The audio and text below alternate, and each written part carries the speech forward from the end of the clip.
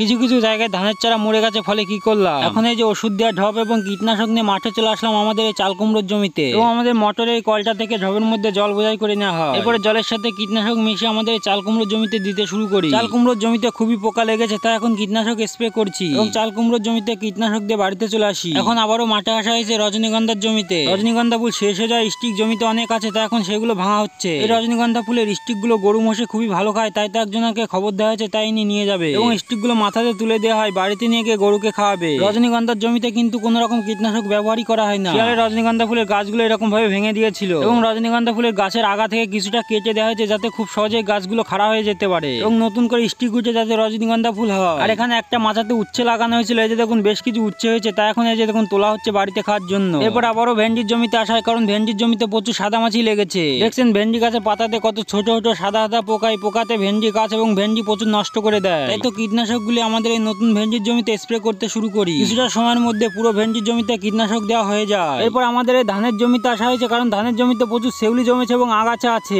এখন এই ধানের জমি থেকে শেউলি এবং আগাছা গুলো পরিষ্কার করে দেওয়া হবে এবং এরপরে ধানের জমি হাটকাতে শুরু করি। কিছু কিছু জায়গায় ধানের চারা মরে গেছে, তাই পাশের ধানের চারা গোছ থেকে অল্প কিছু করে ধানের চারা তুলে ফাঁকা জায়গাতে বসিয়ে দিচ্ছি, যাতে এই ফাঁকা জায়গাগুলো পূর্ণ হয় এবং ধানের যাতে ফলন ভালো হয়। অর্ধেক মতো ধানের জমি হাটকানোর পরে অল্প অল্প বৃষ্টি পড়া শুরু করে দিয়েছে, মনে হচ্ছে যেন জোর বৃষ্টি আসবে, তাই তো বাড়িতে চলে আসি।